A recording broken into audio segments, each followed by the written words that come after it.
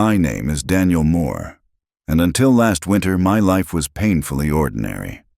I lived in a small city, worked as an electrician, and spent most evenings with my sister Emily and my best friend Lucas. The night everything changed, I was fixing a broken fuse box in an abandoned apartment building on Grant Street. The owner, Mr. Howard, said the lights flickered even when the building was empty. In the basement, I found a steel door I had never seen before. It wasn't on any of the building plans. On it was written one word, exit. That made no sense. This was already underground. When I touched the handle, the air grew cold, like winter breathing on my fingers. I should have walked away. Instead, I opened it. I stepped into a street that looked like mine, yet wrong in a way I couldn't name at first. The sky was dark orange instead of blue. People walked backward, their faces calm, as if this was normal. Cars moved silently, and when they stopped, the people inside stepped out before the doors opened. A man passed me and said, "Goodbye," as a greeting. I ran to a mirror in a shop window. My reflection smiled when I didn't. When I raised my right hand, it raised the left. "Daniel Moore," my reflection whispered, though my lips were closed. "Welcome to Inverse." I staggered back. "What is this place?" "Where everything you know is wrong," it replied. Then it blinked out of existence, leaving only empty glass. I turned around, desperate to find the door I came through, but behind me was only a wall of smooth stone. The exit was gone. I was trapped in a world where up felt like down, and every rule I knew had been rewritten. I wandered for hours, trying to understand the logic of Inverse. People paid money to receive goods from shops. Doctors waited in chairs while sick people examined them. Children scolded their parents for bad behavior. Eventually, I collapsed on a bench, exhausted and terrified. A woman approached me. She had dark hair, sharp eyes, and wore a coat inside out. "You're not from here," she said. "Your confusion is too honest." "My name is Daniel," I replied.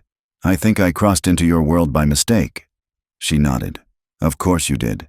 No one comes here on purpose. I'm Sarah Blake." She took me to her apartment, which looked abandoned from outside, but was warm and full of light inside. In Inverse, ugliness hid beauty, and beauty hid rot. "You're in a parallel universe," Sarah explained. "Here, causes follow effects. People apologize before they hurt you, and the dead sometimes visit before they die." That chilled me. "Can you help me go home?" "Maybe," she said, "but every door here demands a price." That night, I dreamed of Emily crying before I ever left her. When I woke up, Sarah was watching me. "You dreamed forward," she said softly. "That means Inverse has already started changing you." Sarah took me to a man named Victor Hale, who lived in a library where books wrote themselves as you read them. He wore black gloves and never removed them. He studied me carefully. "Daniel Moore," he said, "you will die in your world in 3 days." My chest tightened. "How?" He shook his head. "That's not how knowledge works here. We know the ending, not the path." Sarah argued with him.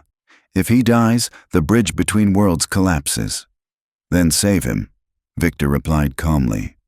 "But every change will cost you something." I followed Sarah outside. "What does that mean?" She looked away. "In Inverse, to protect someone, you must lose a memory of them. Slowly, you forget why you care." "I won't let you do that," I said. She smiled sadly. "You don't get to decide." That night she touched my hand and suddenly forgot my last name. She tried to hide it, but I saw the fear in her eyes. I realized then, saving me was killing her love for me, piece by piece. Living in Inverse changed not only my habits, but my sense of self. Time felt soft here, like wet clay. Some days felt like they had already happened. Others felt like dreams that forgot to end. Sarah trained me patiently. She made me repeat phrases until my tongue stopped resisting them. Instead of, "I will eat," I had to say, "I have already eaten." Instead of, "I am cold," I said, "I was warm." Instead of, "I miss my sister," I had to whisper, "She has already forgiven my absence." Every sentence rewrote a piece of reality. One day I tried to cheat. I said nothing and walked toward a door, hoping it would open like in my world. It didn't. I walked straight into solid wood and fell backward. "You can't think forward anymore," Sarah said gently. "Forward thinking is violence here." That word, violence, stayed with me. Each time I spoke the language of inverse, my memories thinned. My father's voice became a shape without sound. My childhood home turned into a color with no name. Sometimes I woke up and felt grief without knowing who I was grieving for. I started writing names on my arm so I wouldn't forget them. Emily, Lucas, Daniel. One morning I woke up and didn't recognize the third name. I ran to Sarah in panic. "Who is Daniel?" She stared at me, her face pale. "You are." I looked at my reflection and felt nothing. No familiarity. No belonging. That night Victor visited us. "You are becoming a bridge," he said, "and bridges break. Either you return soon, or inverse will keep you forever." Sarah held my hand, but I felt how uncertain her grip had become, like she was holding something she no longer fully understood. Emily's shadow began to appear more often. Sometimes I saw her standing at corners, watching me like someone waiting for a bus that never comes. She told me things about my sister that I didn't remember anymore. What songs she loved. How she cried when she was angry. How she forgave too easily. "You are forgetting her," the shadow said calmly. "But she is already mourning you." That sentence crushed me. One day the shadow brought me to a quiet square where people buried gifts instead of bodies. She pointed to an empty hole. "This is where Sarah will be buried," she said. "Not in ground, but in memory." I refused to look. I confronted Sarah that night. "I won't leave if it means losing you." She smiled, but her eyes were confused. "I know I care about you. I just don't know why." That hurt more than if she had said she didn't love me. She told me that sometimes she woke up crying without knowing my name. She said my face felt familiar, but like a dream that fades the moment you try to hold it. "I am dying in pieces," she said softly. "But if those pieces buy your life, then let me break." I realized then that inverse didn't kill people. It unmade them. Victor said the door could only be made from something that belonged to both worlds. "Love that crosses realities," he said, "is rare and expensive." Sarah stood before the wall and tried to remember me. She described my voice, but got it wrong. She described my smile, but said it belonged to someone else. She described my eyes, but couldn't remember their color. Every mistake erased her further. The wall began to glow anyway. She looked at me and asked, "Why do you look at me like I'm important?" "Because you are," I said, "even if you don't know why." The door appeared, humming softly, like it was already tired of existing. Sarah touched it and said, "This feels like goodbye." I wanted to scream that it was love, that it was sacrifice, that it was everything, but she wouldn't understand. So I said, "Thank you, for something I can't explain." She smiled politely. I stepped through. As the door closed, I felt something tear, not in my body, but behind my thoughts, like someone had erased a word I used to need. I returned to a world that looked normal, but felt wrong. People walked forward. Time moved politely. Pain came after wounds, not before. But I didn't. Sometimes I caught myself standing still, waiting for something that had already happened. I avoided mirrors because sometimes my reflection blinked when I didn't. I tried to remember her name. It was always on the tip of my mind, like a song you know you loved but can't sing. Emily says I talk in my sleep. I say goodbye. I thank people who aren't there. I whisper apologies for things that never happened. Once, I stood at a crosswalk and said I was already safe.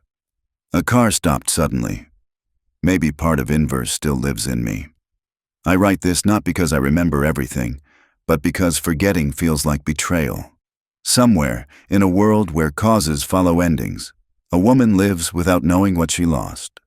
And here, in a world that feels right, I carry a grief with no name, for a love I can no longer remember, but will never stop missing. Days passed, but time no longer felt like a straight line. Sometimes I woke up feeling like I had already lived this day. Other mornings felt like I was stepping into someone else's memories. I started leaving notes for myself. Today you are real. You are in your world. You chose to live. Some days I believed them. Some days I didn't. I began to search for traces of her without knowing why. I walked streets that felt familiar, though I had never been there before. I entered cafes I had never visited, yet my body moved like it remembered the way. Once, in a bookstore, I found a notebook that wasn't mine. Inside, written in careful handwriting, was one sentence. Daniel matters, even if he forgets why. My hands shook. I bought the notebook, though the seller looked confused and said, "You already paid." I didn't remember paying. That night I dreamed of standing in front of a wall that glowed softly. A woman stood on the other side, touching it like she expected it to answer. She didn't know my name, but she felt that something important had been taken from her. When I woke up, my pillow was wet. I tried to live normally. I went back to work. I laughed with Emily. I fixed broken wires and pretended that I wasn't broken too. But sometimes reality behaved strangely around me. I would think, I was already late. And then my boss would say, "You're early today." I would whisper, "I was already forgiven." And someone I had argued with would suddenly apologize. Inverse hadn't let me go completely. One evening, Emily asked me, "Do you feel empty sometimes?" I didn't know how to answer. "How empty?" I asked. "Like you lost something," she said, "but not something you can name." I couldn't speak. She hugged me, and for a second, I felt like I was being held by two worlds at once. Later that night, I walked alone through the city. At a bus stop, I saw a woman with dark hair standing under a broken light. She looked at me politely, like someone who almost recognized me. My heart stopped. I walked closer. "Do I know you?" She tilted her head. "I don't think so, but sometimes I feel like I'm missing something, like a word I forgot before learning how to speak." I couldn't breathe. I wanted to say her name, but it wasn't there. We talked like strangers, about weather, about buses, about nothing. Before leaving, she said, "It was nice meeting you, for the first time." I whispered, "Goodbye," even though we had just met. She smiled strangely, like that word felt heavy to her. I never saw her again. But now I know something important. Love doesn't always stay in memory. Sometimes it stays in behavior, in instincts, in grief without a story. I don't remember her name, but I live like someone once loved me enough to disappear. And maybe, in a world where endings come first, she feels whole for a moment when she doesn't know why. The same way I feel empty, without knowing who taught me how.